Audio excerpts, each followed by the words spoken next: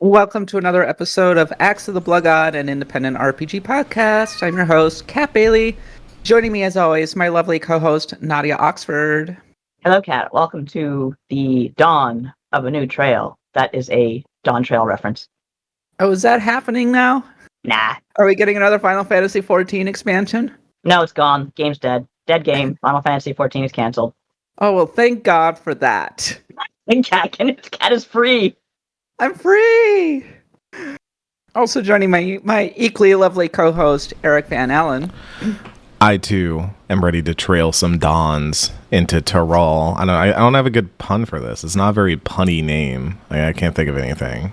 You, the viewer at home, come up with some puns. I'm sure Nadia will come up with something inappropriate. Yeah. See, Kat knows me. I have a question about the Dragoons again. And the Vipers. Can Vipers raw dog dragoons? Eric's been up for like 24 hours. No, I was up far for more 24 dedicated hours. than I'd ever be. I was awake for 24 hours yesterday. I got... how many hours of sleep did I get last night? Like maybe 6. So, it's going to even out eventually. It can coast by. Yeah. And I'm on vacation next week, so I can actually just, sleep next week and catch up. So, I'm good. Eric closes his eyes and he only sees cat girls behind those lids. No, that's just every day. That's not Dawntrail. That's... I blame Outlaw Star for that one. Oh, fair enough. Well, this week, we will be recapping the year in RPGs so far. What's been going on in 2024? What's been some of the big news? What have been some of the big RPGs? And what have been the hidden gems? We'll recap a little bit of it, talk about how things are going, talk about potential RPG of the year contenders, and we'll also be talking about all of the RPG news. Probably be talking a little bit more about Erdtree. We'll be sharing some of our initial thoughts on Dawntrail. So look forward to all of that. Before we get to that, though, if you enjoy the show and you want to hear the show ad-free, well, good news. Over on patreon.com/bloodgodpod, for just $1, you will support the show. You'll get access to our Discord, and also you will get the show ad-free. And if you subscribe for a little more, you'll get a lot of bonus content, including the Pantheon of the Blood God, which is coming out this Wednesday. We're going to have Brendan Hess and Felipe Pepe, and also Lucas White, all on to talk about Wizardry, Proving Ground, the Mad Overlords. And we're going to talk about whether it deserves to be in the RPG Pantheon. I mean, a lot of people would say, obviously, it deserves to be in the RPG Pantheon, but, I mean, does it hold up? I mean, it's obviously important. Anyway, listen to the episode. We're going to be recording on Sunday at 3 p.m. Pacific, and that is available to all of our Stars of Destiny who want to come in and be part of the Peanut Gallery. In the meantime, we just wrapped up our latest round of voting. This was the Cat Month, and I had 4 picks. It was Stardew Valley, Super Robot Wars W, Pokemon Red and Blue, and what was the 4th one? I don't remember. Fire Emblem Blazing Blade. Yeah. Pokemon won by like 2 votes.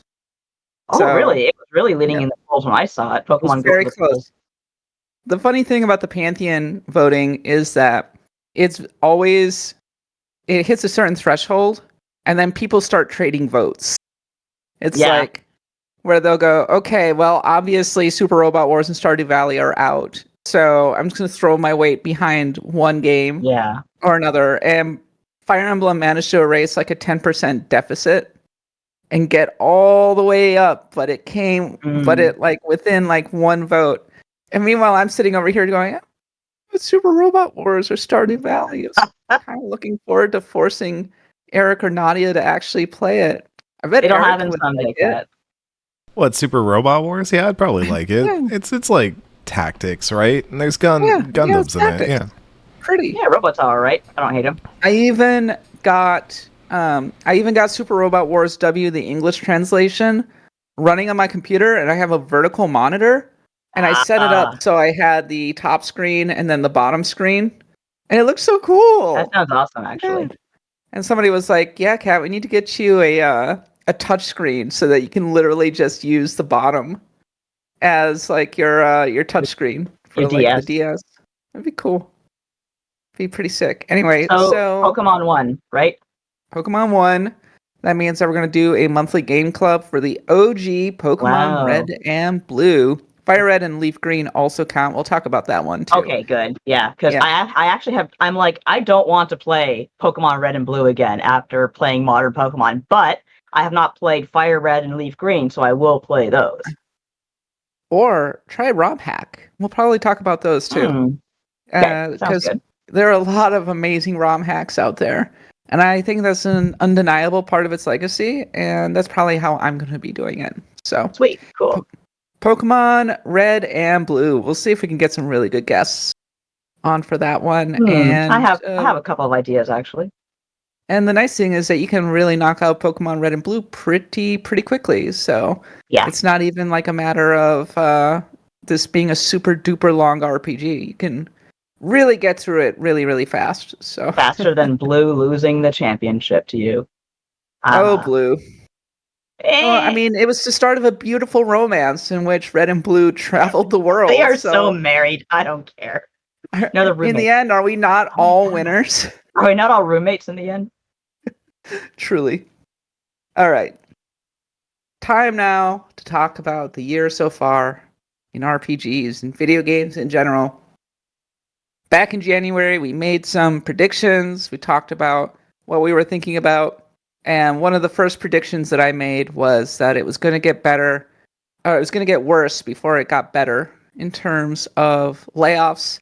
And unfortunately, that has been absolutely the case.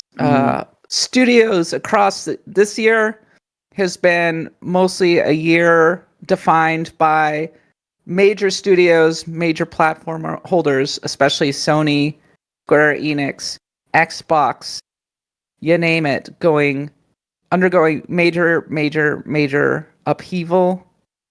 Mike Ibarra was ousted from Blizzard by Xbox.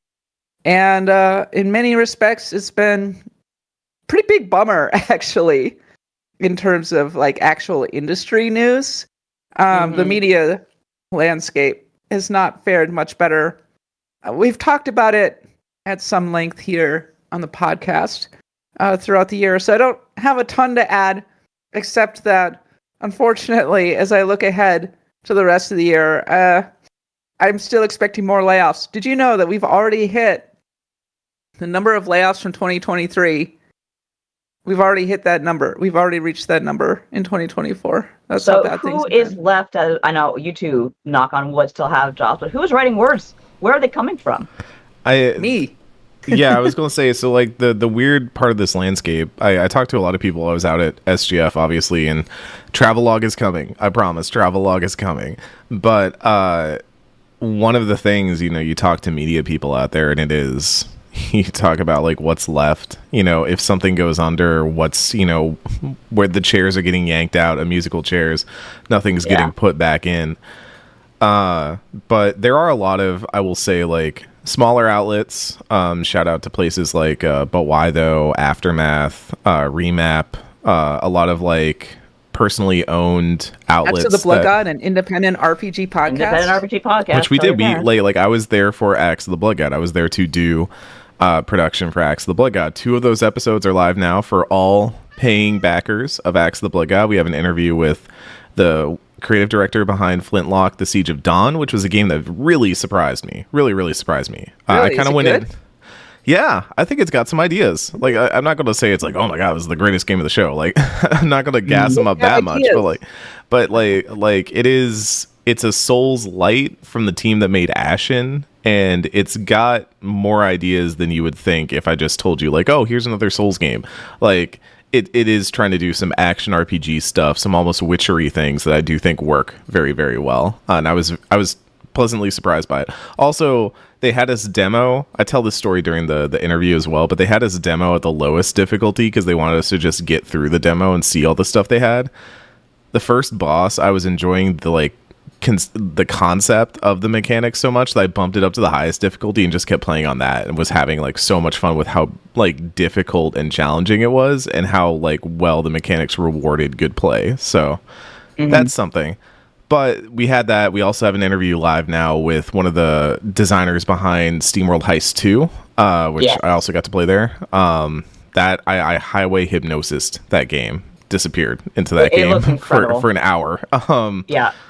It's very good, and we have a great chat. But I say that to be like, not just to promote our stuff, though we should promote our stuff more often. I've been told. But like, there are a lot of smaller places trying to make it happen. And that does help, is like when there's lower overhead, when it's a few people and you're trying to get this stuff out there, you don't have like the structures and all that above you, because I think it was an Aftermath piece or maybe a Defector piece that was writing about all of the journalism stuff that's been happening. And they said, like, it's easy for journalism to pay for itself. It's hard for journalism to pay for itself. And then all of the things that like institutional journalism has to support around it, including like some C-suite guys like, Ninth Summer House or whatever. It's difficult for journalism to pay for that compared to other industries.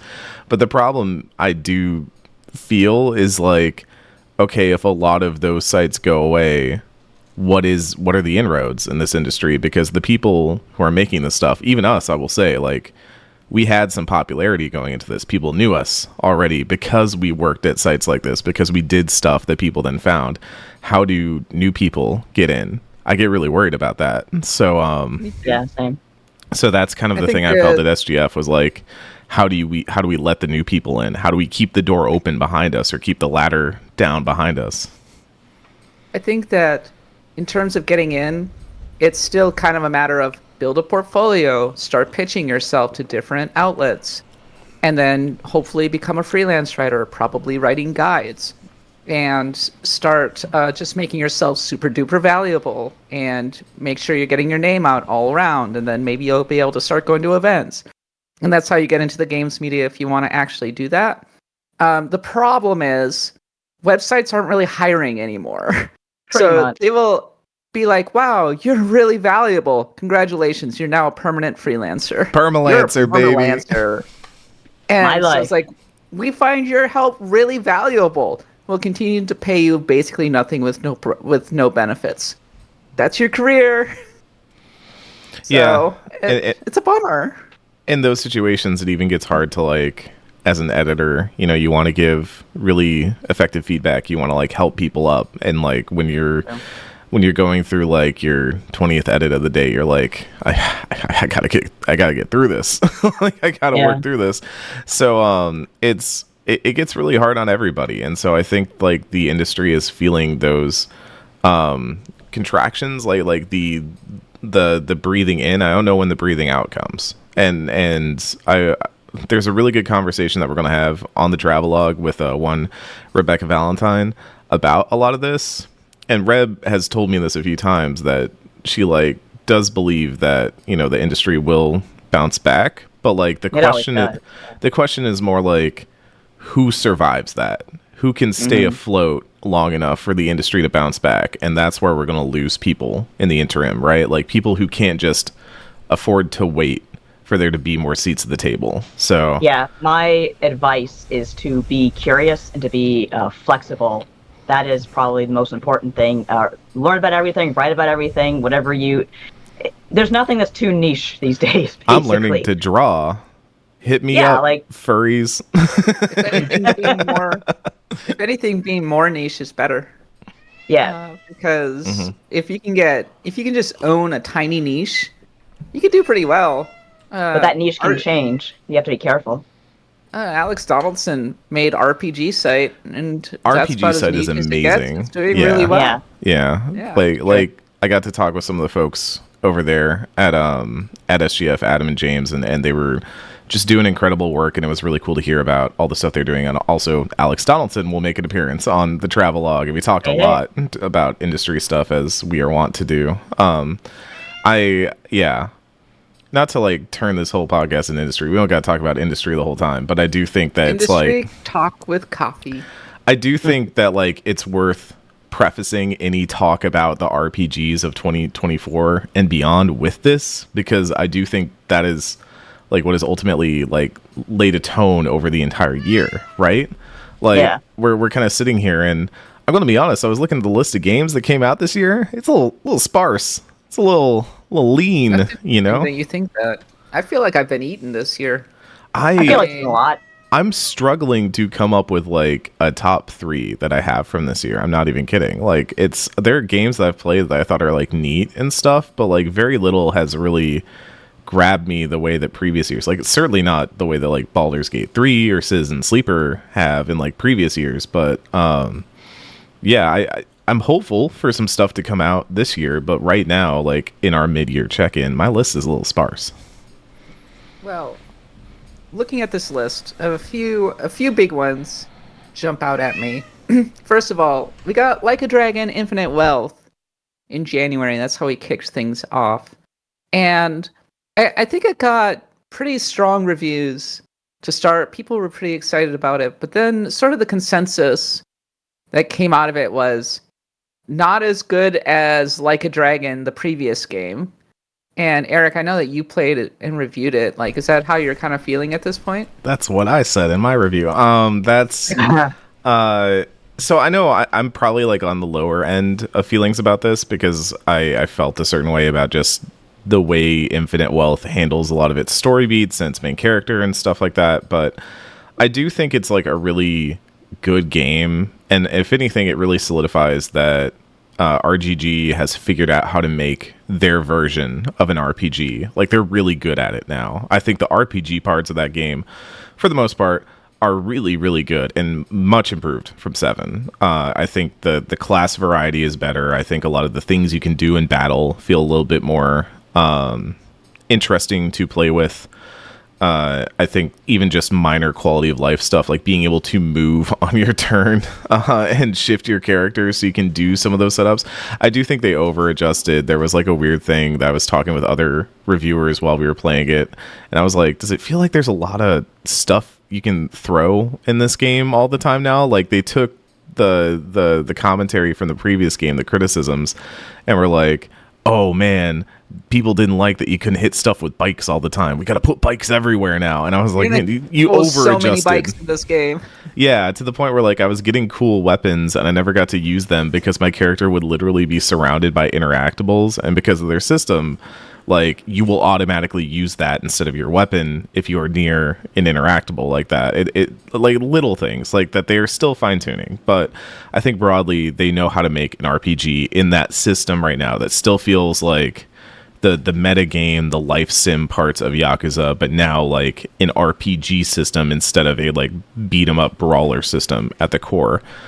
That works great. I think the story not as good. I think some of the send off to Kiryu, right? No, they look, not to get into spoilers or anything, but they kind of do some things where they're kind of like, have you seen the TikTok of the dude pretending like he's gonna like jump off the hotel and he's like, just kidding. Yeah. I know yeah, that I've one. seen the same one where he like pretends to drink poison, like yeah. And it's like it's that with like character deaths where they're like, what if we did that? Like, wouldn't that be crazy? Nah, never. Just kidding. And I kind of got tired of it by the end, along with some of the ways that they like handled certain character beats. And I think that moving forward, they really need to figure out whether Kiryu, because the weird part was we had a whole prequel game leading into this all about Kiryu when like Song of Life was in essence like the send off for Kiryu, and he does cameo in 7, and that's a great moment and I loved it. But I was like, oh cool, he's gonna cameo, that's fun, that's neat, like that's a fun way to bring him back into this. And then it was like, we're gonna bring him back even more, he's gonna be even more core. And I'm like, okay, but like Ichiban, like let Ichiban shine a little bit, like this boy's so good. You have literally, according to the Blood God audience, one of the best protagonists in RPGs around, and he doesn't get a lot of chances to shine in Like a Dragon 8. So I think that was my big frustration. It's a really good game though. I do think it's like one of the better RPGs that's come out this year, and you will certainly lose time to it. I don't know that I loved the Dondoko Island stuff when all was said and done. I think they had some good ideas and some bad ideas with that once again, but I think altogether They really derailed the story with the Dondoko Island stuff. So- You're just like going along, and then suddenly it's like, you're doing an hour-long tutorial on Dondoko Island. We put a lot of work into this. You will learn how to play it. My guide for when do I get to leave Dondoko Island was doing so much traffic. like there were, I was surprised, and that was maybe my first hint that like, okay, people aren't vibing with Dondoko Island, and it certainly got some ideas, but I don't think it took off in the way they maybe hoped it did. Because where the story was going, and then the game derailed the story's momentum with a mandatory tutorial halfway through the game. Yeah, that's a bit much. Yeah, it's rough. I think about like Final Fantasy XIV, the way they introduce Island Sanctuary, and they're like, "Hey, go do this if you want to go do this," right? And I think trying to like force a player to see a system will make you not want to do it, right? So when I was younger, my dad would always take us to the video rental store, and he would always try and get us to watch movies. And here's the thing, my dad, immaculate taste in movies. He knows good movies. For years, he tried to get me to watch the movie Contact, because he was like, Eric, you will love Contact. Like, we're going to rent Contact, and we're going to watch Contact together. I'd be like, no, I want Pokemon. I want Dragon Ball. I want whatever dumb stuff I want. Years later, I think I was probably in my 20s at this point, I finally watched Contact, and I was like, Dad, that movie was incredible. That was a wonderful movie. It's an incredible movie. And he was like, I told you. And so this is that thing, though, is like, if you try to make the kid eat their vegetables, they aren't going to want to eat their vegetables. You got to trick them. They're going to want to eat Pokemon instead. Like my mom did by putting white pepper in dishes instead of black pepper, because my brother would notice the spots. And so she used white pepper to sneak the pepper into the dish. You will have seasoning. Mm-hmm. We will season our food in this house, and you will like it. In terms of the overall quality of the first half of this year's releases, the Spooky Man BR disagreed with the negativity in the chat, saying, I strongly disagree. FF7 Rebirth, Unicorn Overlord, Like a Dragon, Infinite Wealth, those are 3 extremely good games. And I have to say, I agree. Unicorn Overlord kind of whips as a game. I really, really enjoyed my time with it. It was a pretty big surprise. If you go back and listen to some of the older episodes, you'll probably hear me talking it up as a potential Game of the Year contender for me. I mean, and we're now in June, and I don't think I've played anything new that would necessarily surpass it. I've ended up playing a lot of kind of smaller games, I think. I had a whole month defined by 13 Sentinels Aegis Rim, interestingly enough, so this became kind of the vanillaware year. By the way, you can go listen to the Pantheon of the Blood God episode about 13 Sentinels Aegis Rim right now if you subscribe over at patreon.com. Banger episode. Great episode. I agree. So I've been playing a lot of older stuff, kind of tinkering around with my Steam Deck. I'm in the middle of my Persona 3 Reload run. Great remake. Just fantastic remake. There. Yeah. I've been playing Balatro. Yo, Balatro. Of course, yeah. That might be my goatee right now. Balatro is real good. Over at IGN, I think Helldivers 2 took over a lot of the discourse for the first half of the year. And then Stardew Valley 1.6 patch, which just brought Stardew Valley roaring back into the discourse. And I've been playing a lot of Stardew Valley this year, and it's been great. It's been great to return to it. So, in so many respects, I feel like I've been just kind of vibing, eating well. There's so many games all the time that I never feel entirely like, oh, there's nothing to play. Oh my god. Yeah, it really doesn't feel like there's any like slow spots anymore like there used to be. Like, games would die for a few months, then come back around E3, and then Erdtree just came out. Mm-hmm. Yeah. And I mean, we're all back to playing Elden Ring for, after 2 years. And I was actually shocked. 5 million units sold. Wow. Erdtree immediately came out and outsold FF7 Rebirth. I'm sorry, FF7 Rebirth, but I mean, that just goes to show the sort of the passion that Elden Ring has engendered in people, where that's an incredible attach rate for a DLC where you have to basically finish the game to be able to access it. I feel like we need to talk about Rebirth, though. I really want to talk about Rebirth because I want to talk about it too. Okay. Every time I boot up Erdtree, I'm like, I see Final Fantasy VII Rebirth sitting there. I'm like, God damn, I need to finish that.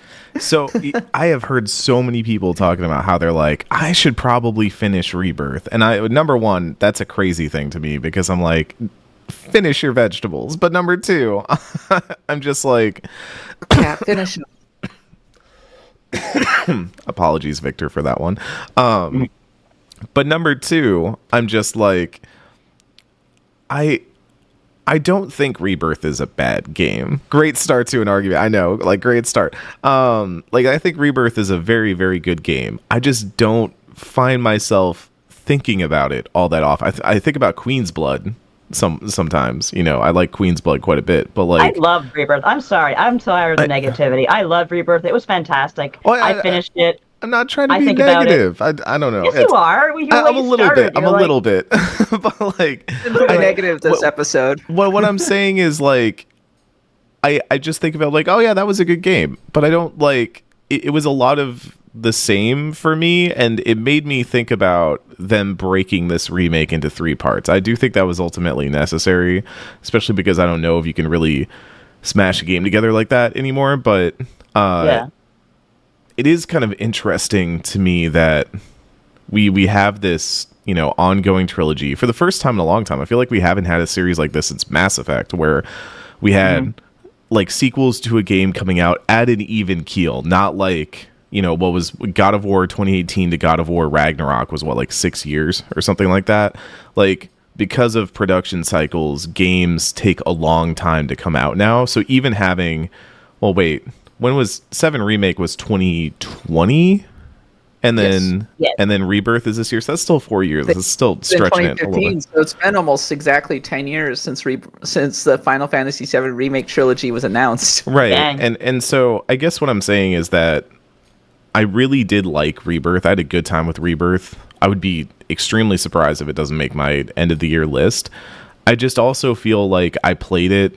I had a good time with it. I did a lot of the stuff. I like filled out the entire world map, got all my Chadley points and all that. I enjoyed some of the scenes, had thoughts on the ending, let me tell you. And then I was like, cool.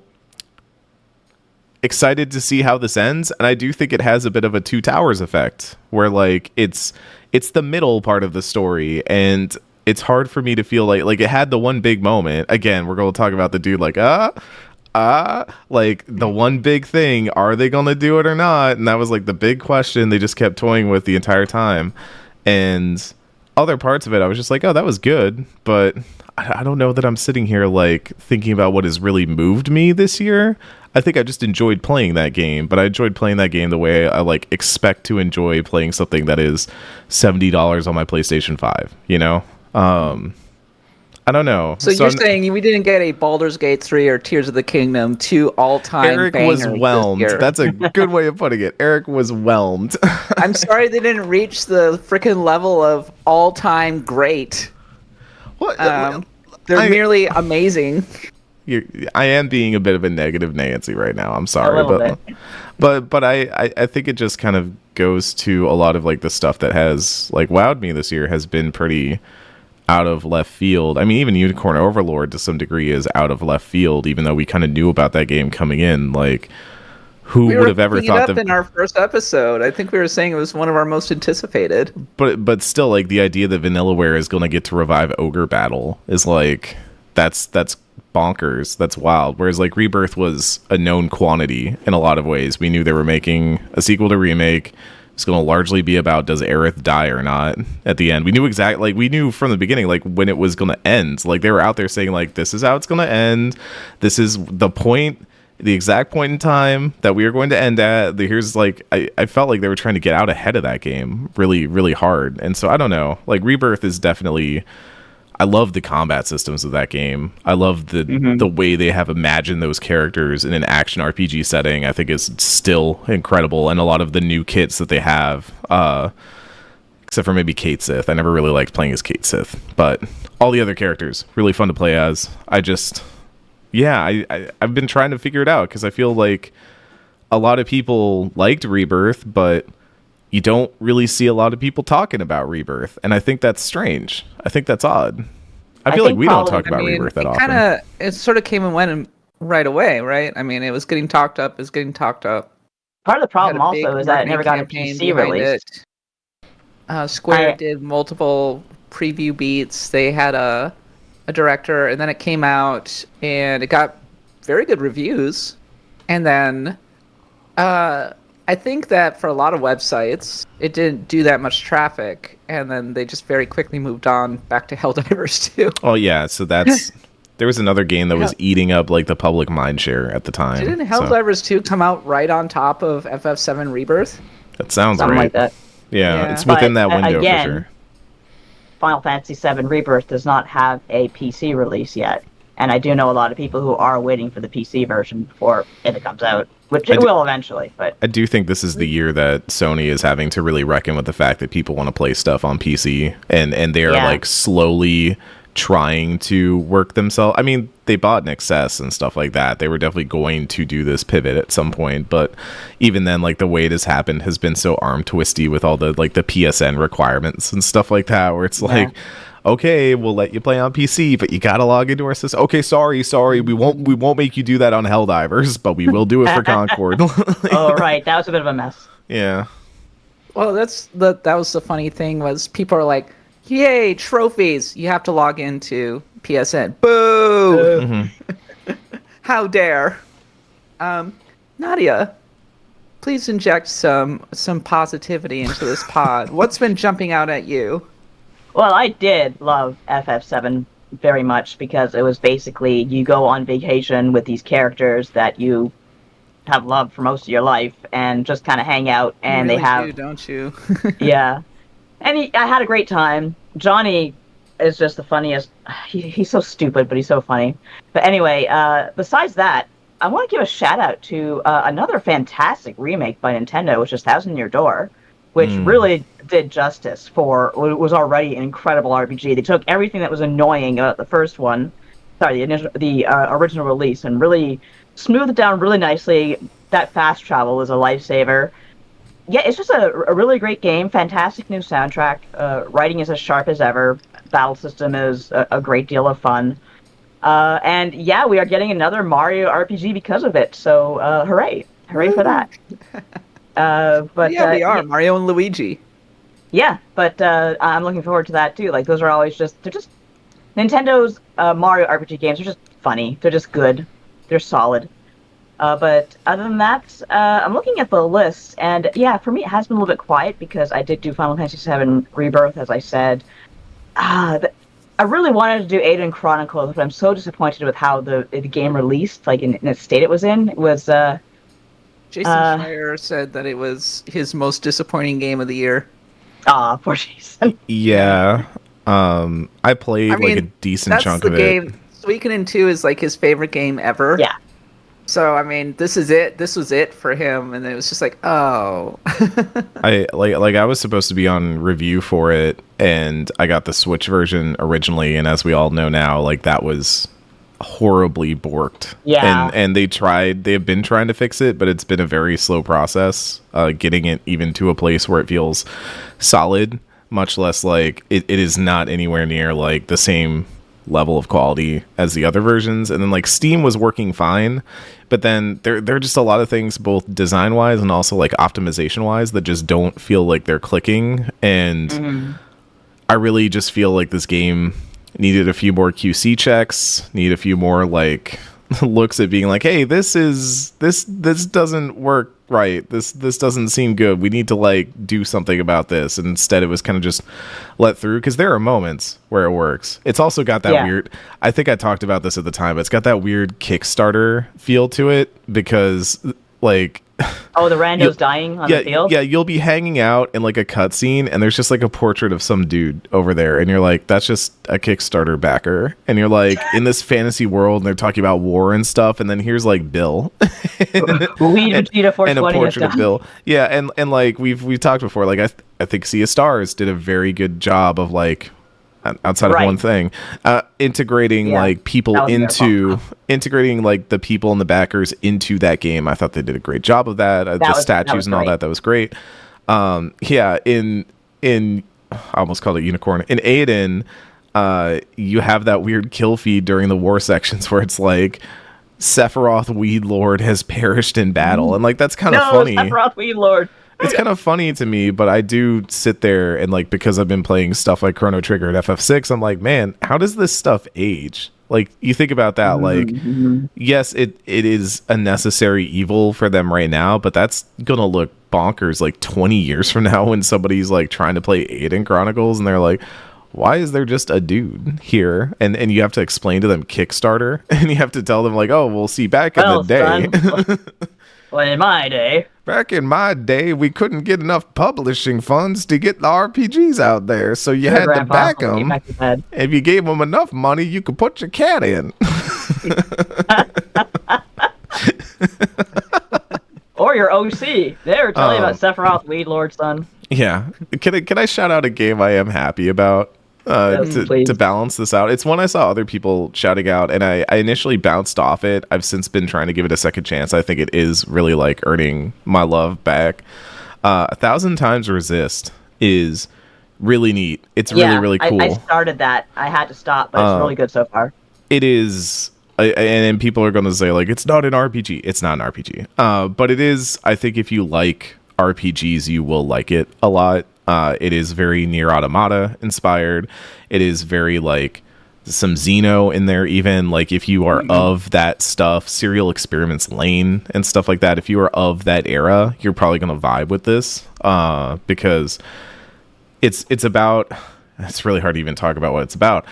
You kind of play someone going back through the memories of a person, like the Giver almost, and you are like the designated memory keeper, and so you are working to understand what this person was doing in their life while this like terrible outbreak was happening. And it ends up being a really interesting character study of both like life in America as like an immigrant, as someone who has immigrated to America, and dealing with a lot of like culture stuff, which I think is really fascinating to me. Somebody who's never experienced that stuff, getting to experience it in the game is really, really cool.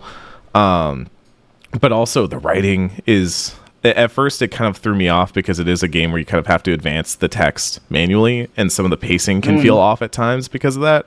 But I think it starts to even out as the game goes on. You get a sense for like how the game is kind of moving and stuff like that, and it starts to flow a little bit more naturally.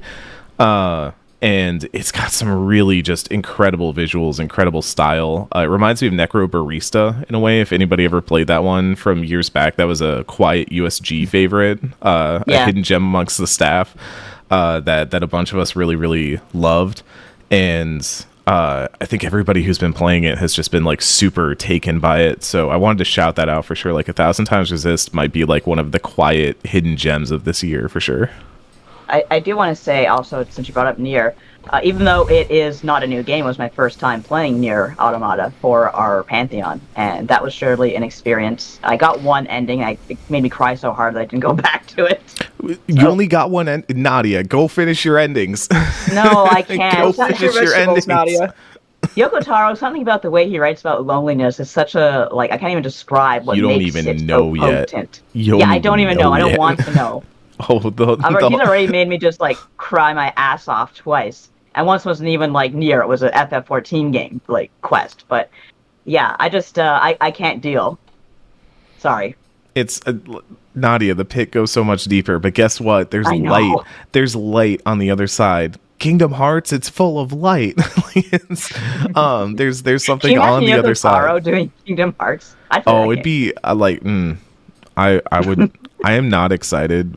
Well, okay, I'm interested in a new Kingdom Hearts. I don't know that I'm like thrilled or hyped or excited for a new Kingdom Hearts. However, if Yoko Taro was involved in it, that might change my mind. That might get me on board. I'd play that. Yeah. Boy. Can you imagine it? Not weird before. The Nier Automata world in Kingdom Hearts would be crazy. That'd be so good. Put 2B in Kingdom Hearts. Please. So, have her be a princess. Eric, earlier this year, you were kind of wondering if an early access game could be a Game of the Year candidate. I wonder what I was referencing. I don't know. We were talking, and I was like, well, when PlayerUnknown's Battlegrounds came out, there were a lot of people who were putting that on their Game of the Year list. Hades 2 has definitely been one of my favorite games of 2024, and I will probably put it on my top 10 list. I still gotta play that. It's definitely different from the original Hades. So I have not finished it, but I've managed to reach the final boss a few times now, and put together some pretty powerful builds. I'm just not very good at video games, unfortunately. I am a game journalist. Liar. So, oh no, of course, but we're all terrible at games, Cat. Hey, no, we're cracked at games now. Erdtree, baby. Erdtree. That was a great headline by VG247. That was funny as hell. Well done. When I get to the final boss, I can get him down to like half health, but I'm a little too frenetic and just rush in, and I'm not as considered as I should be when it comes to the actual battles. But it's just the way that the game plays is very different. I generally like the bosses a lot. I would even go as far as to say overall better. I think I like them about the same as Hades, and Hades had some great bosses, I think. I like the second area bosses a lot. I was about to say, much fun to play. Scylla and the Sirens is like the coolest thing of that game, I would say. Like, I like the other fights too, but every time I go to that fight, I just have a good time. It's such a good design, and it keeps working over and over and over again. To rank Hades boss fights that don't include Hades or Chronos, it would be like number one would be the Minotaur fight from Hades 1. Oh, Theseus and the Minotaur? Yeah. That boss fight is hilarious. That was great. And a lot of fun and really hard. And then number 2 would definitely be the first boss battle from the original Hades. Yeah. With your girlfriend. Yes. And number 3 would be the Sirens. And number 4 would be the dog, I guess. I would probably flip the Minotaur down to number 3 and then keep those rankings. Really? Like number 1 is definitely Meg, and then when you start adding in the other additions to that, like I just love that fight so much. And then number 2, Sirens. I do like the fight with Hecate a lot too, but I think it gets a little bit predictable. I'm kind of waiting to see, and that's kind of my thing with Hades 2 in general, is like I really love the foundation they've laid, but I definitely feel like there is. I'm waiting for the updates for sure. Yeah, I hit a point where I was like, I have seen what I want to see. I have not finished a run yet on purpose because I'm like, I don't want to like start winning runs because that's, part of story progression in Hades. Yeah. I don't want to start winning runs until I know that a lot of that story is in there to start doing it. And so I think I'm at the point now where I might just wait for full launch and say like, okay, I've had my fill of like the base parts of this game, and now I'm ready to like lock in and go for that ending and start building towards like the long progression story. So I'm gonna wait for them to start to add that stuff in and then get into that. So yeah, I think we'll mention this in the random encounters, but I think they have one more major update, or they have another patch, and then they have another major update later this year. So we'll probably see Hades 2 in 2025 along with literally everything else. So many other games, yeah. So many other games. I asked the dear listeners over on the mailbag on the Discord if they had any games that they wanted to shout out as hidden gems or like RPGs that they have really enjoyed. Criminal Justice shouted out actually one of the biggest games of 2024 that we have not talked about literally at all in the first 45 minutes of the segment. Dragon's Dogma 2 is a great action RPG that had a massive patch for performance this week. Just put out a 2-hour free trial and continues to be really unique. I love Dragon's Dogma conceptually. I think with Dragon's Dogma 2, even more so than Dragon's Dogma 1, I had to make my peace with I would need a week where I have nothing else going on, and I can like if I was playing games casually and not like for my job, I would probably like Dragon's Dogma more. But my trouble with Dragon's Dogma is that every time I get back in, I have to be like, okay, what was I doing? How was I doing it? Like, I some of the appeal is that like the quest keeping and stuff is a little sparse, and you have to kind of like figure things out and figure out where you want to go. But that means if you drop something halfway into a quest and you got to pick it back up, you're like, oh, where was I? Almost to the point that I'm like, do I need like a leather-bound tome next to me where I'm just like jotting down notes and being like, okay, my travel's finished for the day. I will seek yonder peak in the morn. And like, then I can remember what I was doing. And that would maybe be cool. And I do think a lot of what it does is cool. It's just not conducive to my lifestyle right now. And so I do think Dragon's Dogma 2 kind of fell into that pit for a lot of people because a lot of people were playing other games, bouncing off stuff and coming back. We were just talking about how people are still trying to finish Rebirth. And Dragon's Dogma doesn't always facilitate that in a way that it, like, that's the appeal. But also, like, I can understand why people are kind of bouncing off of it or not. You know, they play it for a bit, get really into it, and then leave and don't come back. The people who love Dragon's Dogma 2 are like, this is not just the game of the year. This is the best game, one of the best games ever made. And then the people who don't like it are like, I don't get it. To me, it's like, I want to get it, but I don't like the combat very much. It's weird and unforgiving in the way that the original Demon's Souls was. Yeah. Where you'll walk into an area and be dramatically underleveled, but not really be able to leave, and then go, what do I do? But at the same time, it's memorable. I think that so many games really play it safe for a lot of different reasons. They don't want to turn off players and risk losing them when you've put so much effort into it. But Dragon's Dogma 2 does not worry about that. It takes swings, and I think that's why it stands out to a lot of people. So it is its own it's thing, done really well admirable. too. It's done really well from a sales standpoint. Which is good. I'm glad that it's a little bit of a weirder game that broke out a bit. It's also more weird. Yeah. It's also, again, like, maintaining that Capcom making the RE engine was, like, the smartest thing they've done in ages and has, like, boosted every single project that they have made since. So, shout-outs to the RE engine. Yeah. I bet you can put Mega Man on the RE engine. Years now. Can you imagine Mega Man on the RE engine? That'd be crazy. Yeah, It'd be I would so like that good. very much. Can you I would love a imagine Mega Man Breath Legends of 3 Fire? on RE Nadia, engine. did you ever hear my Mega Man pitch? I want to. Do you want to hear my Mega Man pitch? Yes, please. Yes. Do Arkham City, but it's Mega Man, where you have all of the robot masters from all of the different Mega Man games, and they're all in this giant city, and you can traverse by like riding around and rush and everything, and defeating and playing through the individual areas of the city is basically the equivalent of a level, and when you defeat a boss, you get like their power. Yeah, I'd play the shit out of that. I was thinking like Elden Ring but Mega Man, where you kind of have like Rush as your torrent, and then like you have different zones and stuff. Like, yes, that'd be cool. And as the Sage Temple says, yes, but Mega Man X. There's my addendum. I think that works with the Mega Man X for sure. Able City, baby.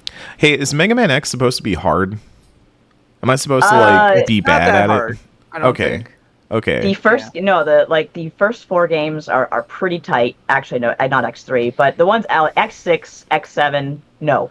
Because I was playing Mega Man X, the first one, on my new handheld, and I was like, I'm having a pretty okay time with this in a way that I didn't expect to have with Mega Man, because I'm used to Mega Man just kicking my ass. And then I went and played Mega Man Zero on it, and I was like, oh god, I forgot that Mega Man Zero just has zero mercy and wants you to die all the time. It's really hard. Yeah. So I was like, I'd be baffled if you could pass Mega Man Zero, but not Mega Man X, to be honest with you. I have a core memory from college was sitting in a power plant, which I was guarding as a security person with my GBA, SP, playing Mega Man Zero and just getting absolutely annihilated at 3 a.m. by various bosses. So it's really tough. I forgot how tough it is. But Mega Man X, like, I'm not good by any stretch of the imagination, and I can get through that game pretty easily. So. I can do it. Like, sometimes just pick it up and play through it. It was a strange moment to me where I was like, Mega Man X, like, I'm coasting in a way I didn't expect it, and then Mega Man Zero, I was like, oh god, I forgot how bad this was. Like bad in a good way, but also like bad in a hurts me way. Yeah. I won't derail the podcast. Let's talk about some more recommendations from our listeners. Abekin says Scald Against the Black Priori is a very fun CRPG with interesting tactical combat and a great cosmic horror story.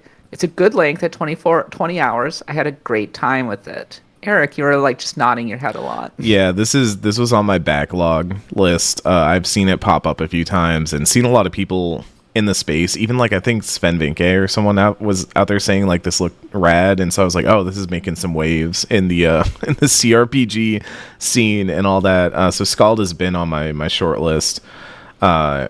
It has a look. Like you look at it and it reminds me almost of like World of Horror, the way that World of Horror was like, hey, remember how sick this like era of gaming was, how cool that like visual identity was? Look at this. And so I do think that like Scald is one to look for if you're like, I pine for ye olden days of yore of CRPG goodness, because man, it's got a vibe. Witchstalker says, Yokiros, a long time ago, is a fun little RPG Tamagotchi hybrid where you're essentially raising the hero, and it's got some really good music. Do you have to clean his poop? Cute. Tamagotchi. And Anthrax B says, Shiren the Wanderer, The Mystery of Serpent Coil Island came out in late February amongst a lot of heavy hitters and got a little lost in the shuffle. It's a solid new entry to the series and keeps getting content updates. So if you're really not into roguelites, if you're into rogue-likes, then the K. that is the way.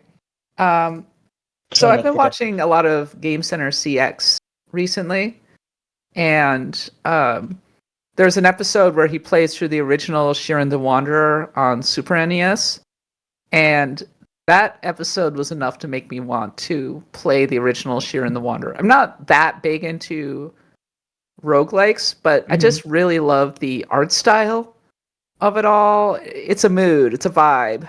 So the OG SNES version of Shiren the Wanderer looks pretty good to me. But all right, folks, we've talked a lot about the games that we've been playing so far this year. There are a handful that I missed. Like I've been actually meaning to get into Grand Blue Fantasy Relink at some point.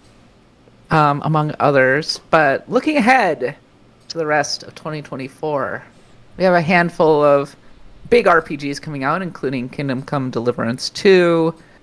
We have Metaphor Refantagio. And we have Avowed. There will be Dragon Age, The Veilguard. What is most exciting to you? I'll start with you, Nadia. It's all Visions of Mana. I like how that's looking. I know that's not going to be like a really in-depth game, but so far I like what I see, and I'm really looking forward to that. Steam World Heist 2. That's every second that I look at that game, it's just like, I need to be playing that right now. So those are two of my biggest picks right now.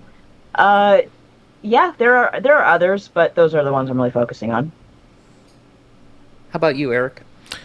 I'm gonna take a little swing here and say Demonschool is pretty high up there for me. Oh yeah.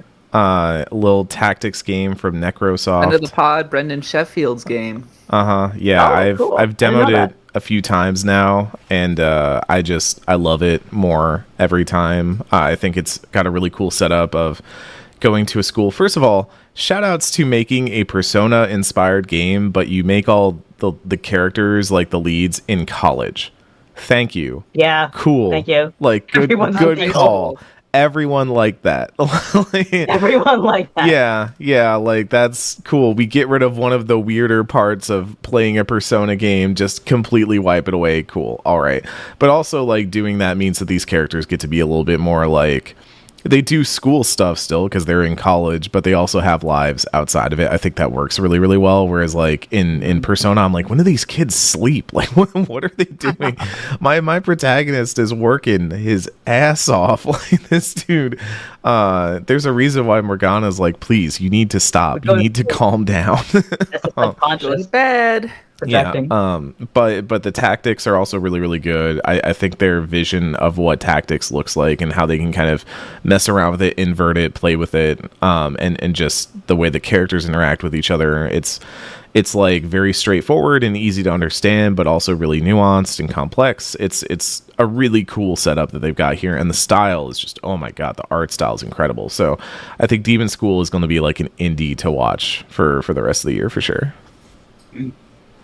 And as for me, I think my most anticipated game for the second half of the year is definitely Metaphor Refantagio.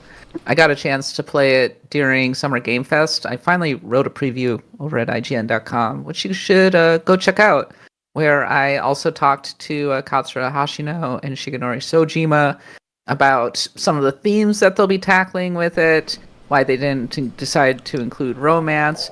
I have a Aura Battler Dunbine reference in there, which actually got Hashino to be like, "Why did you mention Dunbine?" And I was like, "Look, it has a fairy, and that game had a fairy, and I thought that this game kind of looked like an isekai." And he said, "Look, for a Japanese creator my age, we've all been inspired by Dunbine. So in that sense, but they did talk a little bit about like the 80s and late 80s, early 90s, like D&D kind of vibe in there and stuff like that. And I'm like, I could see it for sure. So go check it out. Go check it out. But yeah, Metaphor. I think that on the surface it looks like a fantasy Persona, but there are a lot of really nuanced changes to it that I think definitely add up in this game. And I think that, I mean, obviously the art is sick. I really like how fast it moves, and I like that they are kind of taking their perspective on what they're good at and trying it out in a new setting. So before we move on, I do want to give a shout out to SMT5 Revengeance, which is actually just vengeance. The Revengeance. I know, coming. but I always want to say Revengeance. But it's a great game. I'm really enjoying it, so I wanted to throw that in there.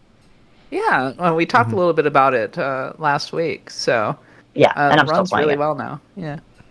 All right. What are your favorite RPGs so far this year? I mean, there are probably plenty that we missed. We didn't talk about Wuthering Waves. We didn't talk about Saga Emerald Beyond. We would love to hear from you. Drop a note in the mailbag or send me a message over on Twitter, and we might read your messages here on the Axe of the Blood God podcast. Okay, that's it for our recap of 2024 so far. Now it's time for a series of random encounters.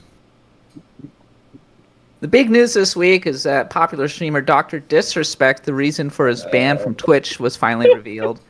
It's because he was sending inappropriate messages to a minor. You know how I found out about this whole thing is that I happened to check into Twitter, and of course Twitter's a huge mess about what they show you first, and the first thing I see is someone screaming in all caps, "Hi, Dr. Disrespect, I'm your lawyer. Keep tweeting through it, buddy. You're doing great." No, keep editing. It's really funny when you take a word out, a very important word, and then edit it back in later. No, it's going great. Not important. You made some minor changes to that statement. Yeah. Great reporting, by the way, from Ash Parrish over at The Verge, friend of the podcast, to confirm it. And there were a bunch of other reporting that was happening on as well. So, yeah, that was the big story this week. Very, very, very RPG, not even RPG adjacent, like far afield from the world of RPGs. But except for that was kind of what was on my mind this week. But Diablo 4 Season 5 is introduced in Infernal Hordes mode. Pal World says that Pokemon never followed up on its legal threat. And also, it just put out one of its big updates. And it's going to be interesting to see if Pal World, another game we didn't really talk about. Remember that game? Pal World? Yeah. Remember how I said it was really probably fell off a cliff. Yeah, remember how I was like, it's good, it's fun, might be a flash of the pan. It was such a mean game. You guys would know better than I would because you actually have access to analytics. But how does it do, like in Google these days? It's okay. That's okay. It's worth doing. It's not worth devoting. Let's say. It's worth doing, not worth one of those devoting. games. Yeah. Yeah, I mean, it's just not that memorable of a game, except from like the meme potential. So It's at a not certain point, surprising kind of that, went away, like, right? yeah, it's not surprising the Pokemon Company was just like, whatever. It's Yeah. not really anything that's a threat to us. Very much so. Mr. House will be involved in Season 2 of Fallout. Steam has launched a new background gameplay recording beta. Dragon's Dogma 2's update has added options to change the console graphics settings. Hades 2 third patch will be its last before the major update later this year. And the Steam Summer Sale is here and it's underway, and there's some deep discounts for some great RPGs in there. You can get Elden Ring right now for 30% off, $41.99. Warhammer 40k Rogue Trader, a game that I've been meaning to pick up. Yeah. $32.49. DLC that's coming out. 35% off. I think that's getting Sorry? DLC soon too. Yeah, like an update or DLC or something. I was seeing something about they're adding Owlcat is adding something to that. Enshrouded is getting a 20% discount. Monster Hunter Rise, just $10. It's really good, folks. I really, really like Monster Hunter Rise. It's out on PC. You can play it in 60 FPS. And, just a great kind of warm-up before Monster Hunter Wilds comes out at some point next year. Eric's raising his fingers. What's up, Eric? I have 2 recommendations for those looking for something in the Steam sale. Slay the Princess has been getting a lot of attention again recently because Markiplier has been doing a series on Slay the Princess. I highly recommend purchasing and playing Slay the Princess. You will love it. It's like honestly one of the best weekend games you could play, and you will it will live in your brain matter forever. Also, Nausea, one of my favorite, so everybody has their YouTube video essay games, right? Like the ones that they're like, I'm one of the only people that loves this game and I could do a YouTube video essay for 4 hours about it. Nausea's that game for me. It's on sale. You should play it. It's really, really good. Gnosia, because everyone always like, what's that game that Eric said? Nausea? How do I spell that? I always have to go in and be reply at them like Gnosia. So here you go. Nausea. Another Eric game, Mass Effect Legendary Edition. $6. What? 90%. It's 90% That's pretty good. off. That's Steam Summer Sale. That's so much bang for your buck. That is, oh my god, crazy. Yeah, so go check those out. Oh, Banner Saga is only $5. Banner Saga 3 is only $5. Sorry. That's another great one that you should go check out. So a lot of great bargains over at the Steam Summer Sale as we speak. So consider that your PSA. Hey, Star Wars Rebellion's only $2. Played a lot of that game back in the day. It said players like you love, and it has a Star Wars Rebellion and X-Wing versus TIE Fighter balance of power. I'm like, yes, Steam, you know me so they know well. you. Gavin knows you. He is our Lord It and also Savior. has Wargroove. I was not a big fan of that one, actually. I just found it a little bit slow. Yeah, I know they did fix the pacing eventually, but I had a hard time getting into it, to be honest. Well, Wargroove 2 is out now, and I've heard good things. Yeah. I played a little bit of that, and they have a roguelite mode that I think makes sense for that style of game. So, yeah. Maybe I should pick up Wargroove 2. Yeah. Bet it's not that expensive. Also, Final Fantasy XIV's latest expansion, Dawntrail, is now available for those who pre-ordered. And it'll be out fully to everybody on July 2nd. And I know that Eric and Nadia have been playing it.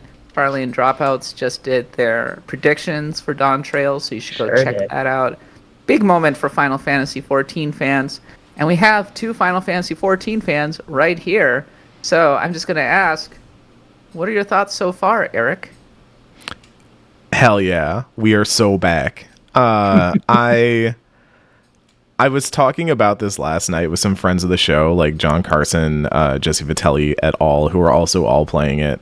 And I think something I felt coming out of Endwalker was that it was really, really good. Great cap off. The post-patch series, ups and downs.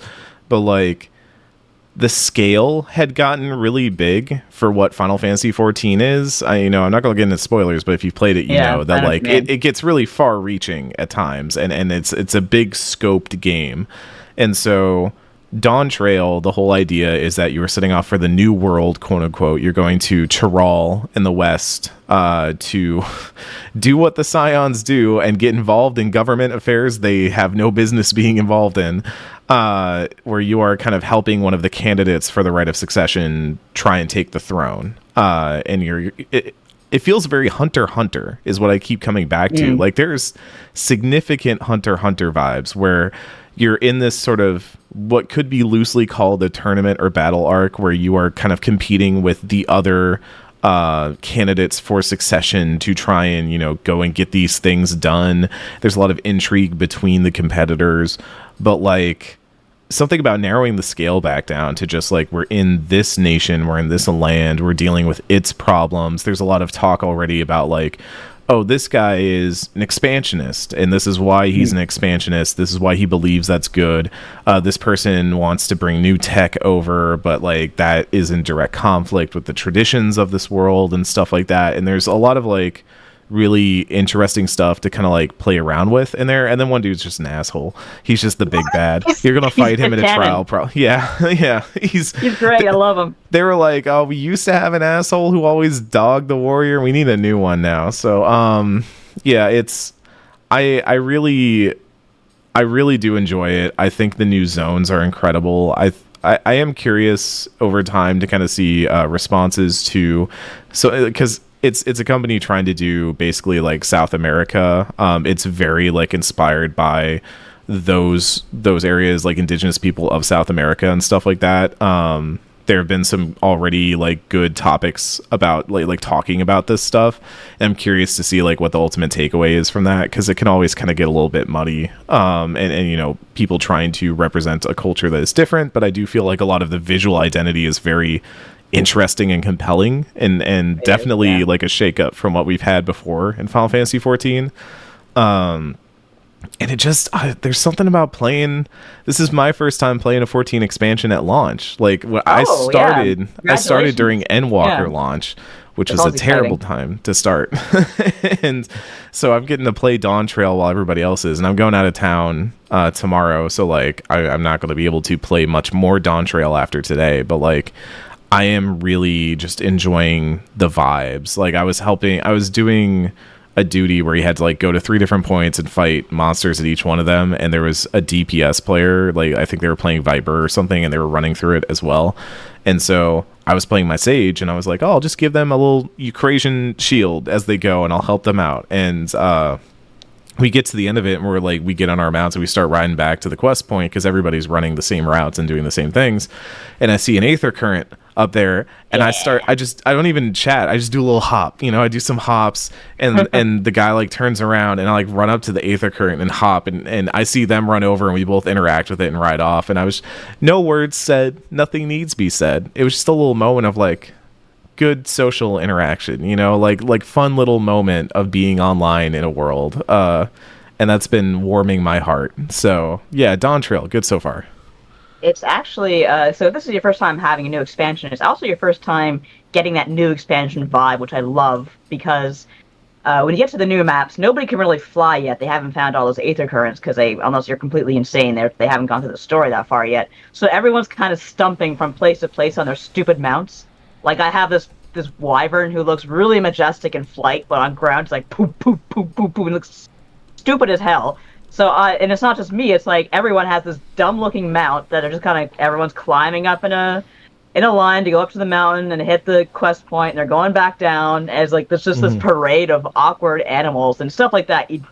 You don't get that feeling, like, even like a couple of weeks after the expansion's done, because everyone's like flying by that point, but this was actually the perfect expansion for them to show off the new graphics update, because everything is just gorgeous. I love the character designs, like friend of the show, Senna Breyer, who voices Wu Klamat. She's just fantastic. I could stare at her all day, to be honest with you.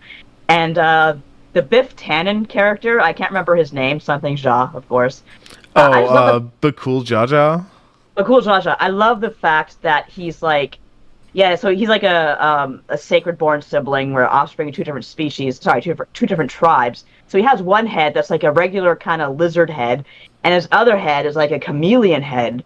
And I just love that kind of juxtaposition, that because usually when you get a two-headed monster, you get two identical heads. He's big got deal. his But own the fact toady. He's got his own own toady on his yeah. on his shoulder. It's so great. Yeah, so far it's very lighthearted compared to starting Endwalker, where I think there was a dead baby within like the first half hour. But yeah, or like Shadowbringers, where it's like, hey, want to see untold horrors? Oh, Shadowbringers still breaks my heart. The face. It's like the face. Oh God, spare me.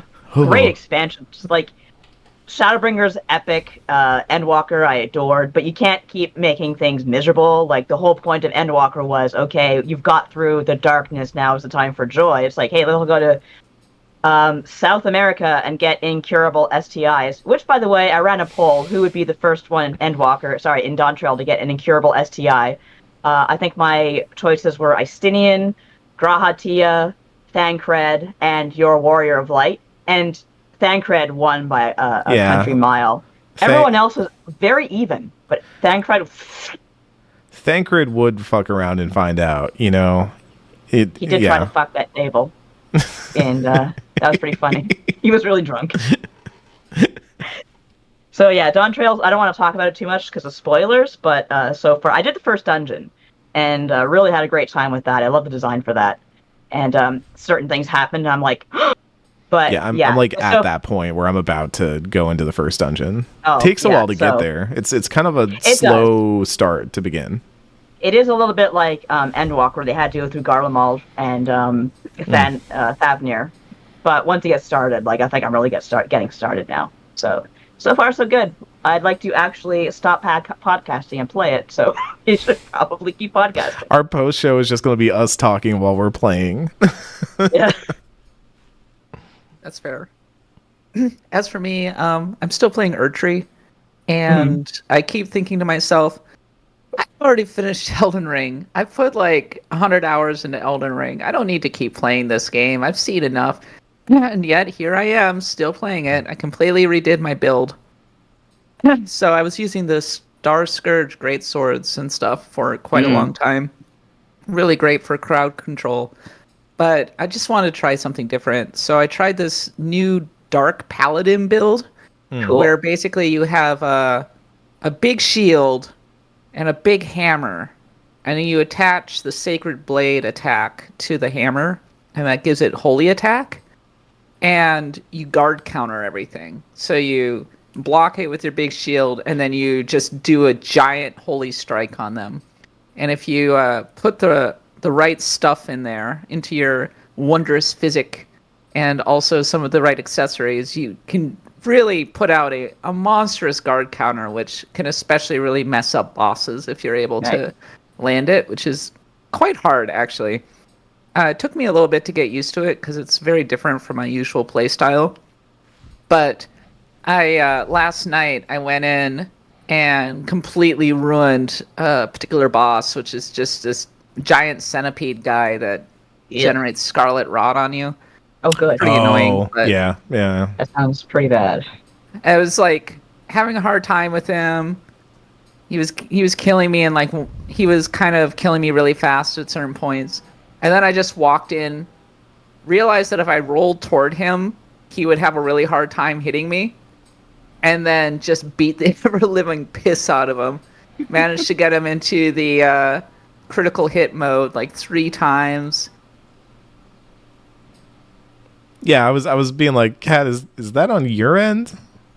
Sure is. What is it? I can't hear it. Somebody just leading on their horn. Yeah. They're honking for the Erdtree. They're like, this DLC's fucking busted, man. I can't beat shit. Let's go. Wait, they're like just honking in celebration for how badly I ruined that the centipede guy. I would too. Centipedes are awful. But it was pretty awesome, actually. I took him out and felt really good about it. But I'm on Mesmer now, which is Mesmer's tough. A boss in the Shadow Keep. Mesmer! Get him! Mesmer!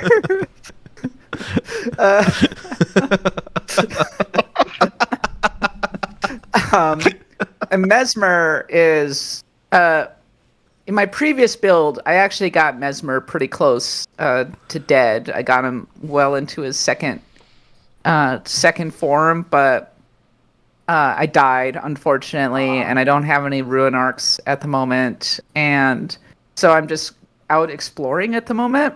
There's a really lively discussion happening over in the Discord that I've been keeping up with. A friend of the podcast, Len Hafer, has been very active there, talking about it.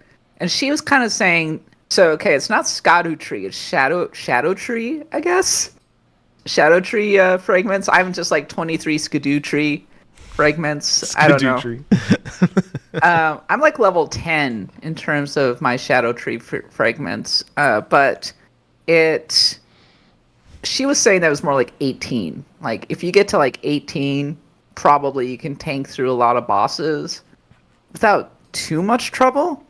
So I'm just going to keep wandering around. There's so much to find in this. Yeah. There are plenty of people who are like, this is like Elden Ring 2, basically.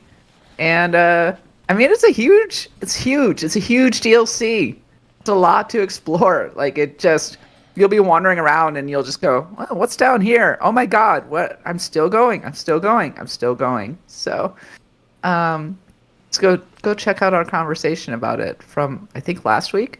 So, with Mitchell Saltzman. I don't know if I'm actually going to finish Erdtree. It sounds like a lot. But it got its hooks in me, and I keep going, I should really be playing Final Fantasy VII Rebirth, and yet, every time I turn on my PS5, it's right into Erdtree. And I had that moment where I knew that a game has its hooks in me. Every so often, a game gets me so much that I end up staying up until like 2 a.m. or whatever, losing sleep, like feverishly reading through guides, trying to optimize my build, laying in bed, reading through, like watching YouTube videos about it and everything. And I had that moment with Erdtree the other night. So that's how I will be getting into it once I'm done with Dawntrail. And I'm probably going to finish SMT5 first, because that's still a great game. I respect that. Yeah. How about you, Eric? Are you going to keep playing Erdtree? I want to finish it before the end of the year. I just kind of need like a space of time, because I've realized now, I was watching a friend play it last night and they were in some of the same areas I was in, but they had, I think my Skadu Tree blessing is only like +6 and theirs is like +12, and I was seeing the difference. And we talked about this, that like that's the power scaling for this DLC. Yeah. Like runes can help, but a level up doesn't do as much as like getting like a couple Skadu trees and leveling that up.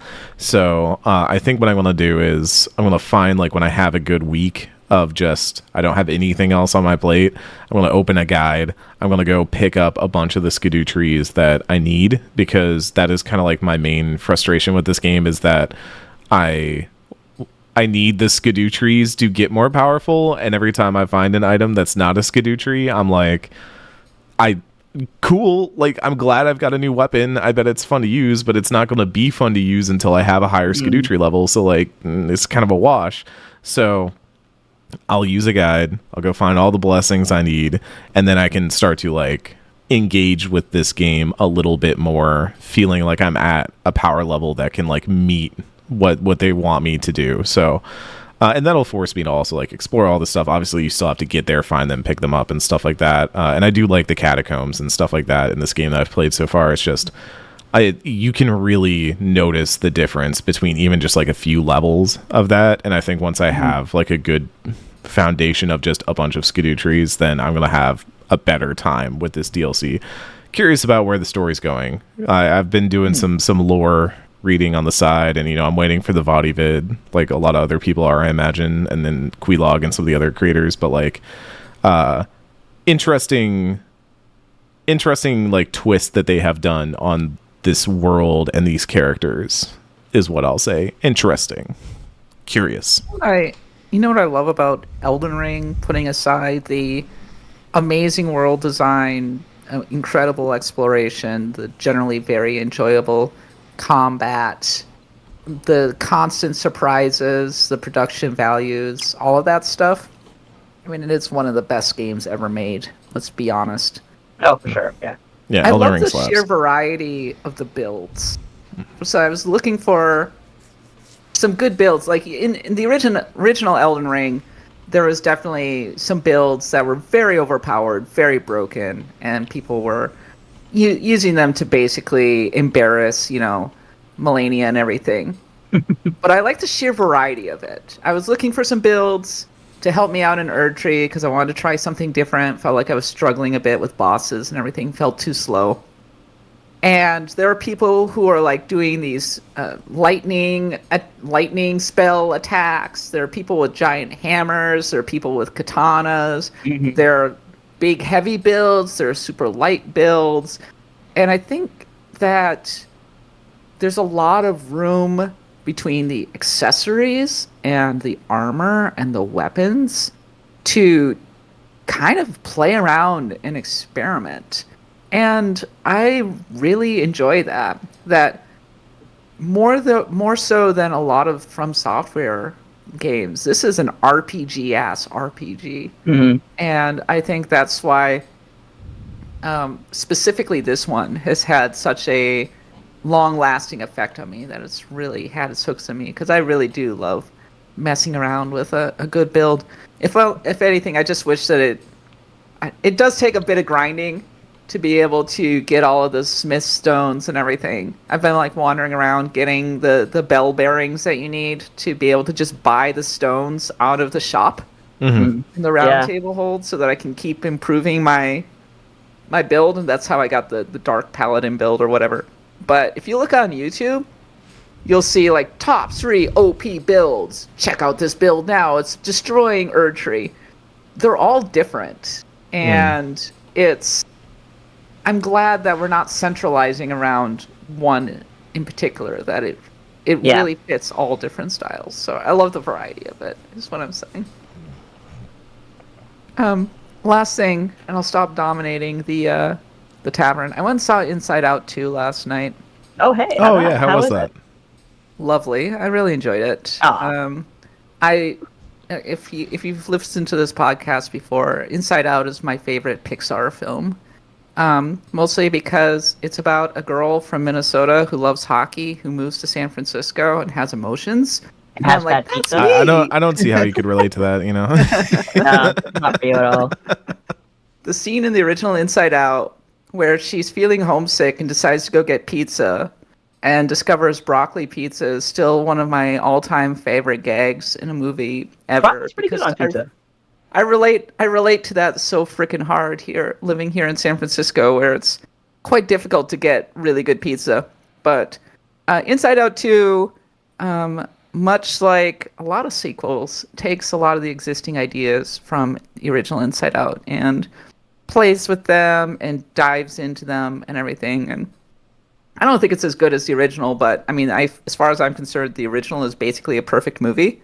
Mm-hmm. I did cry, and that's my benchmark for enjoying Inside Out 2. There's a lot more hockey in this one. It's very hockey focused. They're like, America, you're getting hockey whether you want it or not. So much girls hockey. I'm like, yes. And it's like the anti-sports movie, interestingly enough. And you'll kind of understand if you actually watch it. I like the new characters. I love Anxiety. And I was talking to my partner afterward, and we're like, yeah, I wasn't really sure, like, if there was, like, what my primary emotion was. And then I watched Inside Out 2, and I was like, oh, it's anxiety. There we go. Which is, might be mine as well. And as somebody who deals with a lot of anxiety in her day-to-day life, it's kind of exploration of all of that. I think really, really hit home for me in a lot of respects. So, lovely movie. It's going to cross the $1 billion threshold. Really glad to see that's being super successful and that's not a bust. Yeah. Little sad that Pixar is going to be going all in on sequels from now on. But yeah. But honestly, Coco 2, Coco harder. Oh, exactly right. But like Inside Out is such a lovely concept. And I really appreciate that it gets people to talk about their feelings. It gets people to talk about... It gives people language to talk about their emotions in meaningful ways. And not everybody's like good at that. That's true. Yeah, that's a good point. Lance says Cars 4, let's go. I thought there was a Cars 4. I thought they were on Cars 6 by now. Yeah, I thought there's at least Cars 3. I don't know if Cars 4 has happened yet. I think Cars 3 is the worst Pixar movie. I don't know. I haven't seen Cars 2, so that might be the worst one, because that's like all... that's the tow truck. That's just the tow truck being a spy. Oh, Mater? Mater. It's just all Mater. But I found Cars 3 very boring, actually. Yeah. I found the Cars 1 very boring. Generally speaking, I think all of the... With the exception of like Toy Story 2, most of the Pixar sequels have been just good. Not like amazing. I kind of like Toy Story 3, but Toy Story 2 is definitely the benchmark. I Toy like Story that 2 in the original. is so good. Yeah, I love Toy Story 2. I love the blooper reel for Toy Story 2. It's like a very specific thing, but the DVD blooper reel that they made for Toy Story 2 is like one of the funniest things I've ever seen. It's genuinely fantastic. I think Toy Story 4 is underrated. I haven't seen it yet. I just because everything with Forky is Forky looks fun. Genuine cosmic horror. They really get into some like truly horrifying territory with those movies. But yeah, Inside Out 2. Go check it out. Is there anything else we wanted to cover in the tavern? I know y'all are busy with Dawntrail and whatnot. Yeah, so I've been playing the Tsukihime remake that just came out on Switch and PlayStation, I think. Just a short shout out that for those of you who know Fate Stay Night, the author Nasu, this is the first thing that Nasu ever made was Tsukihime, is kind of the start of that universe, the Nasu-verse, as you might call it. And they've basically remade 3 of the original. So it's weird, and I'm going to get it wrong because I also am not super familiar with Tsukihime. I got into Nasu through Fate Stay Night. So it's like 2 routes from the original game and then an added route, I think, for one of the characters. So it's like 2 characters, 3 routes. And then that is like the near side, and then they're going to do the far side stuff in the next remake. It's kind of weird how they've broken it up, but it exists that way. So it is super surreal to play a game that feels like, what if we put a bunch of money and budget and production into a visual novel from the early aughts? Because it still has that vibe of like, here's some JPEGs on a screen and a bunch of text, and you're just going to read through all of it. And if you've played any visual novel from this era, like, you know, Steins Gate or something like that, like, you kind of know what it looks like. But it has upgraded production, you know, like some really cool ideas about doing cuts and things with text and stuff like that are a little bit novel, a little bit interesting. Tons of like functionality for the actual visual novel, which make a ton of sense, making it easier to like rewind and go back or read your log or kind of like pick up, put down, like just a lot of really great quality of life ideas. Also really great assets, really great art. They also modernized it. Like, they moved the time in which it takes forward. So now there's like a bunch of new stuff about these characters have cell phones now. They didn't have cell phones when this was originally written and all that. So like, how does that change things? And it's really, really... Oh, Garden of Sinners was technically first. You're right. Yeah, Tsukihime was like the like commercial project. It was the visual novel. It's like the first big visual novel, like Type Moon. But like, it's really good. I really like it so far, which shouldn't surprise me. I did like Fate Stay Night when I read it, and it's really cool to kind of see this part, like this side of that story. I don't know that I would outright recommend it as if you're somebody who's like curious about visual novels and wants to get into them. I would like ease you in with something like Ace Attorney or something like that. Still, like, This is definitely for people. It feels like a historical piece in some ways, like an archival work in some ways, of like, this is a pretty foundational piece of the like visual novel. Like, if we were doing Pantheon stuff, like, we would have to talk about Tsukihime at some point, as well as Fate Stay Night. But like, it's cool to see this sort of almost archival work, but also like going back to this thing. As I understand, there are like rewritten parts, there are like added characters and things like that, because it just wasn't possible to have a ton of characters in the original VN, but now like it is a lot more possible. It's cool to see an author go back and do that. So I've been really enjoying going through that and checking that out. I also have to shout out, I've been talking about it for weeks. It has arrived. My Ambernick SP is here. I'm very excited to go on a vacation for a week and play a bunch of old stuff on it. I've already been fooling around with it. Was playing some Mega Man X on it, as I said, and some Mega Man Zero.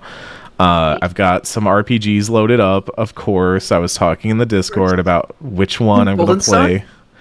Golden Sun is on here. Golden Sun is Reb is available. going to be so happy. I don't know if I'm going to play it right away. I think the one that I want to play right away is going to be Xenogears. For ages, people have told me that it's a very Eric game, and so I want to get around to that. I do want to play Chrono Cross at some point too, but it seems like maybe having more of a gap between my Chrono Trigger playthrough ending and Chrono Cross starting might help with that. So I might cool it on the I might cool it on the Chrono Cross for the Chrono for a little bit and do some Xeno. Cool on the Chrono. Yeah, because Xenogears. So again, it's always fun to do this. I know nothing about Xenogears except the fact that there's giant robots and I think a mascot gets crucified at some point. That's the two things I know about Xenogears. That's it really goes in some places. Yeah. By the way, Xenogears Pantheon of the Blood God, one of our best episodes, patreon.com/bloodgodpod right now. Oh, okay. Lance Hart, thank you for bringing this up. Lance Hart in the chat says, seeing Eric input blitz commands makes me think Xenogears is 100% a match. I don't know if Xenogears has fighting game commands in its battle system or whatever. It does. Okay. Yeah. Oh, you got to find the combos. Yeah. I have beef with Final Fantasy VI, all right? I have beef with Final Fantasy VI. I would hope that maybe they fix this in the Pixel remaster, but you're doing fighting game combos as Sabin, right? So you have the fire dance, which is a half circle, and then the aura bolt, which is just a simple quarter circle. It's when you are inputting it, it's hold on, where's my SNES controller? It's down and to the left, I believe, right? So like that. And that makes sense because Sabin is on this side of the field and he's facing the other side. So it's quarter circle forward like a fireball. Makes sense. Yeah. When you do a back attack or a side attack, or if you are ever in a situation where your party is on the other side of the fight, like the Ghost Train, for example, where I think your party is on the left-hand side and the Ghost Train is on the right-hand side, they don't mirror the inputs. So it's not quarter circle forward. It's just down to left. What the fuck? They do not fix that, to my knowledge.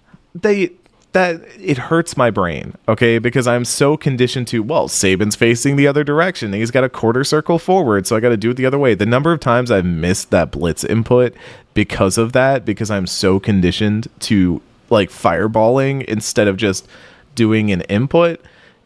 Oh man, I got beef, Squaresoft. I'm going back in time to fix this. All right. That's it for the tavern. Nadia, take us home. Have either of you been to Niagara Falls? No. Really, Kat? Like, I'm surprised at you. Yeah, I mean, so, okay. I didn't go to the East Coast for the first time until I was in my 30s. Like 31 or something like that. So I've been to New York a few times since then, but I've never gone further north than New York City. Oh, okay. You should definitely see it. Like I've never gone to upstate New York or whatever. Yeah, And whatnot. I'm into Utica, and I don't. I'm from Utica, and I've never heard the term steamed hams. Oh, it's more of an Albany expression. I see. Anyway, I've been, since I live in Toronto, like, Niagara Falls, like, 2 hours down QEW, less, and you can just kind of make a day trip of it if you want. And the first time I went, I was about 4 years old with my parents, and I just bring it up because it was the first time I saw Americans, and it was such a surreal experience, because, like, of course, you have the Canadian side, which people say is better, cough, cough, and you have the U.S. side, and you have those binoculars that you can put a quarter into and look across whatever and see, the falls. So my mother puts a quarter in to the binoculars. She looks through it. And she just kind of turns to me and says, "Look, Americans." And she lifts me up and like puts me by binoculars. And the thing is, yes, you could go on tours where you kind of put on those cheap plastic raincoats to protect you as you get wet. And so I just see this precision of Americans, yellow, hunched over, walking in a line. And that's how I thought of Americans for the longest time until I finally met one. Thank you for reminding me that I'm shrimping right now. But that was also the same trip where we got lost, and the cops had to be called and find us. But we found our way home. We walked a long way, though. For that. Yeah, we got really lost. Holy crap! It was me and my mom and my little brother. Like, whew. Nadia, did I ever tell you about my first ever trip to Canada? No. When I was 8, we did a road trip to Calgary because my mom's friend lived up there at the time. Cool. And we drove up through Saskatchewan, and I saw the ice fields with everything. And we drove all the way to Calgary. I saw the Calgary Tower. I almost got run over in traffic at one point. And my mom's friend's kids, who were a little bit older than me, like they were like 10, I was like 8 or 9. They had Super Mario Brothers 3. Which, of course, I just played so much Super Mario Brothers 3 because I was like, hell yeah, let's effing go Mario 3. But still traumatized to this day. As we were driving home, I left my favorite plush tiger in a hotel. No. Lost forever. Poor Hobbs. And to this day, I'm still crushed by that moment. Canada stole your tiger. I'm sorry, Kat. Yeah. Canada stole my plush tiger, Nadia. Give it back. They owe me one tiger. Matsuya Tomberry, yes, I have gone behind the falls. The next time I went to the falls, I didn't see any Americans, but I think I had some cousins come from Belfast, so we all went to the falls together. And I went behind the falls, and I got to wear the cheap raincoat myself. And hopefully some Americans saw me and said, Canadians. There's a Canadian. Where's their hockey stick? Where's their hockey? They carry for self-defense against the polar bears, eh? You have cousins in Belfast? I have many cousins in Belfast, yeah. Interesting. My great Irish connection, huh? Yeah, my mother's parents are from Belfast. And actually, a funny story about that, my grandfather at one point was a superintendent for some building in Toronto, and my brother knew some friends who rented in this building, and my brother found out because apparently his friends tried to start a band on top of the roof of this building, and my grandfather lost his shit on them. And apparently these people tell my brother, oh yeah, our superintendent lost their shit because they tried to start a band on the roof, and he had this really funny Irish. Like, wait a minute, you saying he had that was my grandfather. Started bellowing at them in this Belfast accent. And my grandfather, his accent was quite prominent, but he was definitely one of those people where if he got mad or upset, that Belfast accent would come roaring back. It was the funniest thing. But he didn't get mad very often, except when he tried to start a band on his roof, apparently. Multiple bonus pits. Very. Band on the roof. That's it for this week's episode of Acts of the Blood God. Thank you so much for listening.